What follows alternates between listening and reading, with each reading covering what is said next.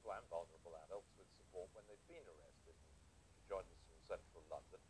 Charlotte, very good evening to you. I mean, I suppose most people for a start are going to be pretty shocked to find that 17-year-olds who would appear before a youth court treated as minors are treated as adults when they're in police custody. Yes, I think people are surprised because in all other aspects of the justice system they are treated as children, and this is just the anomaly there. A strange anomaly in the law. Tell us what the dangers are, what the pitfalls are that you've come across. Well, the pitfalls are that as children, technically, they're not geared up as adults would be to cope with difficult and stressful situations like being in custody are. And there's also the added shame that they might not want their parents to know what is happening. So although they're allowed a phone call to someone, it might not occur to them to ring their mum or dad for help when otherwise they might. So if you're a 15 or a 16-year-old, the police have an obligation to inform the parents or the guardians, presumably, but as a 17-year-old, they don't? That's correct, yes. How strange. So a 17-year-old can be locked up for the night, like the young man we were hearing about there, and the parents have no idea what's happened to them. That's correct, yes. At the moment, that's how it is. And clearly that, in the case that we've been hearing, has a terrible impact. Tell us about the role of appropriate adults and how you come into the picture here and how you try to help.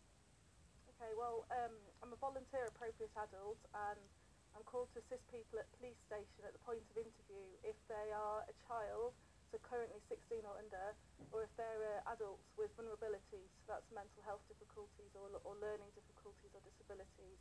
And we're there as an independent person at the police station to make sure they understand the procedures, they are aware of what's happening, to check they're being treated with the respect and dignity that they deserve. And does that apply to 17-year-olds, this anomalous group? No, not at the moment, not unless they have a mental health problem or learning difficulty. And in the case of appropriate adults, as you say, it's a charity, you're all volunteers, are the police obliged to call you, or how do you find out about these youngsters or these vulnerable adults? Okay, well, the police identify whether someone needs an appropriate adult or not.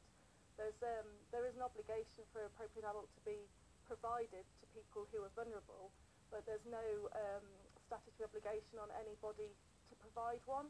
So the scheme I work for is social service led, but I know in other places it's third sector organisations that run it.